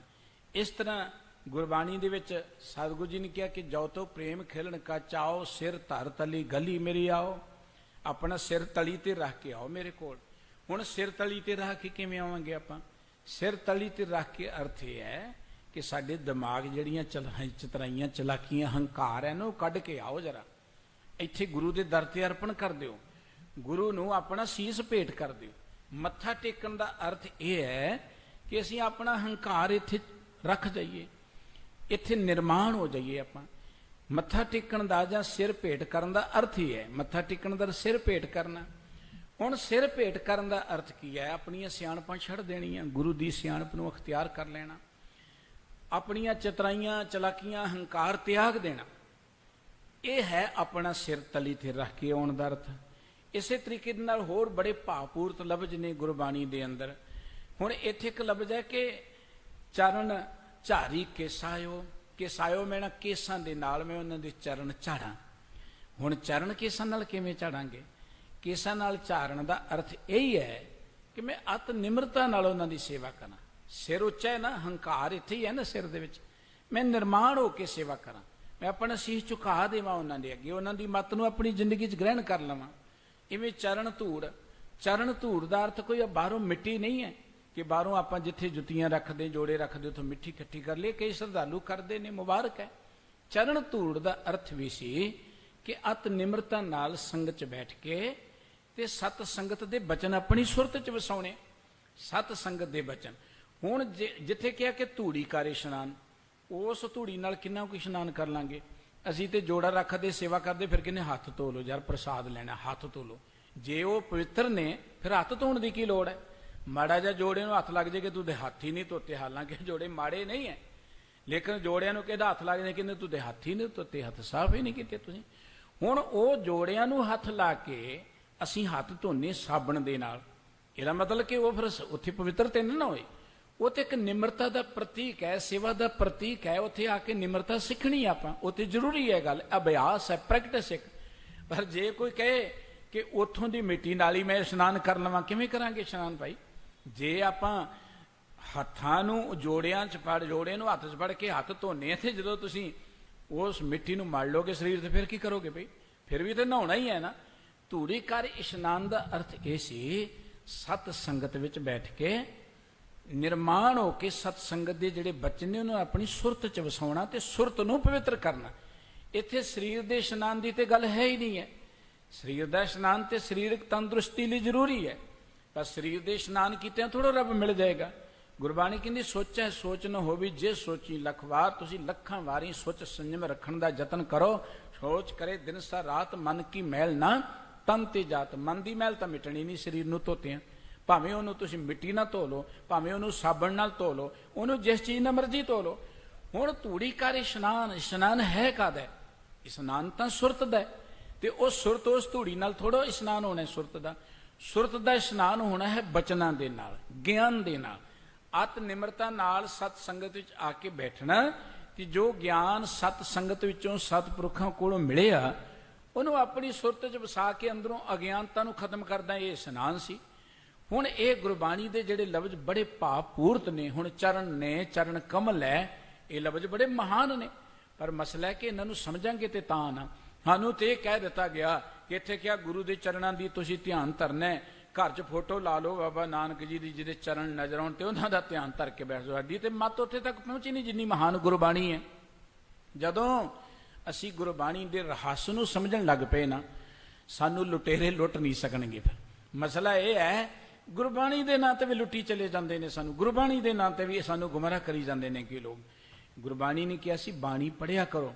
ਗੁਰੂ ਕਾ ਇੱਕ ਸ਼ਬਦ ਬੜਾ ਕੀਮਤੀ, ਸਿੱਖੋ ਸ਼ਬਦ ਪਿਆਰਿਓ। ਹੇ ਭਾਈ ਪਿਆਰਿਓ, ਗੁਰੂ ਦਾ ਸ਼ਬਦ ਸਿੱਖੋ, ਸਮਝੋ, ਇਹਨੂੰ ਜਾਣੋ। ਸਿੱਖੋ ਸ਼ਬਦ ਪਿਆਰਿਓ, ਜਨਮ ਮਰਨ ਕੀ ਟੇਕ। ਉਹ ਪਿਆਰਿਓ ਗੁਰੂ ਕੇ ਸ਼ਬਦ ਨੂੰ ਸਿੱਖੋ, ਪੜ੍ਹਨਾ ਸਿੱਖੋ, ਸਮਝਣਾ ਸਿੱਖੋ, ਵਿਚਾਰਨਾ ਸਿੱਖੋ। ਜਿੰਨਾ ਚਿਰ ਦੇਖੋ ਨਾ ਤੁਹਾਡੇ ਕੋਲ ਕੋਈ ਕਾਰ ਹੈ, ਕਾਰ ਤੁਹਾਨੂੰ ਚਲਾਉਣੀ ਨਹੀਂ ਆਉਂਦੀ, ਉਹਦਾ ਸੁੱਖ ਕੀ ਹੈ? ਕਿਸੇ ਨਾਲ ਬੈਠ ਕੇ ਚਲੇ ਜਾਓਗੇ, ਆ ਜਾਓਗੇ। ਹੁਣ ਚਲਾਉਣੀ ਸਿੱਖੋ। ਗੁਰਬਾਣੀ ਤੁਹਾਨੂੰ ਇੱਕ ਉਹ ਦਾਤ ਮਿਲੀ ਹੈ। ਸਤਿਗੁਰੂ ਜੀ ਨੇ ਕਿਹਾ ਸੀ ਕਿ ਗੁਰਬਾਣੀ, ਗੁਰੂ ਕੀ ਹਜ਼ੂਰੀ 'ਚ ਆਇਆ ਇੱਕ ਰਿਸ਼ੀ, ਉਹਨੇ ਸਤਿਗੁਰੂ ਜੀ ਦੇ ਹਜ਼ੂਰ ਇੱਕ ਖੰਭ ਭੇਟ ਕੀਤਾ। ਕਲਗੀਧਰ ਪਾਤਸ਼ਾਹ ਜੀ ਦੇ ਜੀਵਨ ਦੀ ਗੱਲ ਲਿਖੀ ਭਾਈ ਸੰਤੋਖ ਸਿੰਘ ਜੀ ਨੇ। ਤੇ ਸਿੱਖ ਕਹਿੰਦੇ ਜੀ ਇਹਨਾਂ ਖੰਭਾਂ ਦੀ ਕੀ ਵਡਿਆਈ ਹੈ? ਸਤਿਗੁਰੂ ਜੀ ਕਹਿੰਦੇ ਆਜੋ ਤੁਹਾਨੂੰ ਦੱਸਦੇ ਹਾਂ, ਜਿਵੇਂ ਸਾਖੀ ਲਿਖੀ ਮੈਂ ਦੱਸ ਰਿਹਾ। ਕਹਿੰਦੇ ਸਤਿਗੁਰੂ ਜੀ ਬਾਹਰ ਗਏ, ਸਤਿਗੁਰੂ ਜੀ ਨੇ ਤੀਰ ਚਲਾਇਆ, ਕਹਿੰਦੇ ਫੜ ਕੇ ਲਿਆਓ। ਤੀਰ ਚਲਾਇਆ, ਡਿੱਗ ਪਏ ਸਤਿਗੁਰੂ ਜੀ ਦੇ ਕੋਲ, ਲੈ ਚੁੱਕ ਕੇ। ਫਿਰ ਇੱਕ ਤੀਰ ਨੂੰ ਖੰਭ ਬਣ ਕੇ ਚਲਾਇਆ, ਕਹਿੰਦੇ ਉਹ ਲੱਭਿਆ ਹੀ ਨਹੀਂ, ਧਰਤੀ ਤੇ ਆਇਆ ਹੀ ਨਹੀਂ।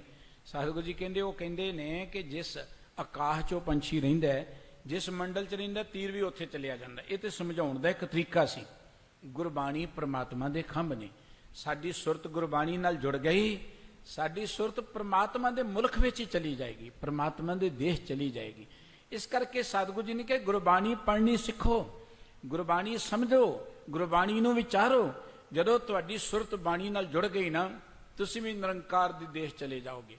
ਇਸ ਕਰਕੇ ਸਤਿਗੁਰੂ ਜੀ ਇੱਥੇ ਕਹਿੰਦੇ, ਹੇ ਭਾਈ ਕੇ ਸੰਗ ਕੇਸ ਸੰਗ, ਸਤਿਗੁਰੂ ਸਾਹਿਬ ਜੀ ਕਹਿੰਦੇ ਚਰਨ ਝਾਰੀ ਕੇਸਾਇਓ, ਮੈਂ ਆਪਣੇ ਕੇਸਾਂ ਦੇ ਨਾਲ ਸਤਿਪੁਰਖਾਂ ਦੇ ਚਰਨਾਂ ਦੀ ਸੇਵਾ ਕਰਾਂ, ਉਹਨਾਂ ਨੂੰ ਝਾੜਾਂ। ਕਿਤੇ ਥਾਂ ਤੇ ਕਿਹਾ ਕਿ ਮੈਂ ਕੇਸਾਂ ਦਾ ਚਵਰ ਚਲਾਵਾਂ, ਕਈ ਥਾਂ ਤੇ ਕਿਹਾ ਕੇਸਾਂ ਦੇ ਨਾਲ ਚਰਨ ਝਾੜਾਂ। ਭਾਵ ਇਹ ਨਿਮਰਤਾ ਲਈ ਲਫ਼ਜ਼ ਵਰਤੇ ਨੇ, ਅਤ ਨਿਮਰਤਾ ਦੇ ਪ੍ਰਤੀਕ ਨੇ ਲਫ਼ਜ਼, ਕਿ ਮੈਂ ਸਤ ਸੰਗਤ ਵਿੱਚ ਆ ਕੇ ਅਤ ਨਿਮਰਤਾ ਨਾਲ ਬੈਠਾਂ, ਸਤਿਪੁਰਖਾਂ ਦੀ ਸੇਵਾ ਕਰਾਂ, ਉਹਨਾਂ ਦੇ ਬਚਨ ਸੁਣਾ। ਆਠ ਪਹਿਰ ਦਰਸ਼ਨ ਸੰਤਨ ਕਾ, ਸੁਖ ਨਾਨਕ ਇਹ ਪਾਇਓ। ਨਾਨਕ ਨੂੰ ਤਾਂ ਤੁਹਾਡੇ ਦਰ ਤੋਂ ਇਹੀ ਸੁੱਖ ਮਿਲ ਲੇ ਕਿ ਮੈਂ ਅੱਠੇ ਪੈਰ ਸਤਿਪੁਰਖਾਂ ਦੇ ਦਰਸ਼ਨ ਦੀਦਾਰ ਕਰਦਾ ਰਵਾਂ, ਅੱਠੇ ਪੈਰ ਸਤ ਸੰਗਤ ਦੇ ਮੈਂ ਦੀਦਾਰ ਕਰਦਾ ਰਵਾਂ, ਹਰ ਵੇਲੇ ਸਤ ਸੰਗਤ ਨਾਲ ਜੁੜਿਆ ਰਵਾਂ। ਭਾਵ ਕਿ ਸਤ ਸੰਗਤ ਨਾਲ ਮੇਰਾ ਪਿਆਰ ਬਣੇ, सतगुरु जी ने गल इत्थों शुरू की सी, ठाकुर बेनती कारण जन आयो। हे वाहिगुरु जी, तुहाडा ये सेवक तुहाडे कोल एक बेनती करन लई आया है। बेनती यह है कि जदों मैं तुहाडा नाम सुनिया ना, नाम नूं सुन के मेरे अंदर आनंद पैदा होया, सुख पैदा होया, सब कुछ पैदा हो गया। हे वाहिगुरु जी, जिस थां तो तुहाडा नाम मिलदा है, जो सत संगत है, हुण नाम दे नाल जुड़न दा, नाम दीआं वਡਿਆਈਆਂ नूं जानन दा तरीका है सत संगत। ते गुरुदेव कहंदे ने संत संग रंग तुम किए अपना आप अपा दृष्टायो। वाहिगुरु जी, जदों मैं सत संगत विच आया ना, उत्थे तुहाडे रंगां दा पता लगा, तुहाडीआं वਡਿਆਈਆਂ दा पता लगा, तुहाडे चोजां दा पता लगा। तुसीं सत संगत दे राहीं मैनूं अपना आप दृष्टा दिता, तुहाडे दीदार मैनूं सत संगत राहीं हो गए। और गुरबाणी वार वार कहंदी, जे रब दे दीदार करने ने सत संगत विच आ जाओ। भयो अनुग्रह प्रसाद संतन कह, हर नामा है मीठा, जन नानक को गुर किरपा तारी सब अकुल निरंजन डीठा। गुरबाणी ये गल कहंदी, जदों सत संगत विच आओगे ना, सत संगत दे राहीं तुहानूं नाम नाल प्यार बनेगा। साध के संग लगे प्रभ मीठा, सत संगत विच आके परमात्मा दे नाम नाल प्यार बनेगा, नाम मिठा लगे, नाम विच तुहाडी सुरत जुड़ेगी। ते गुरुदेव कहंदे, वाहिगुरु जी मेरी बेनती है, मैनूं वो सत संगत दी सेवा दे दिओ। मैं अपने केसां दे नाल सत संगत दे चरण झाड़ां, उन्हां दी सेवा करां। मैं हर वेले सत संगत दे दर्शन दीदार करां।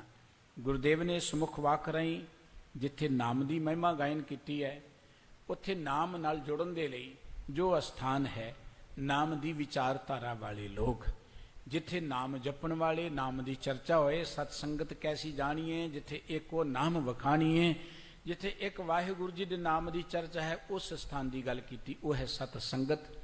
गुरुदेव ने सतसंगत ते गुरबाणी की वार वार चर्चा की है।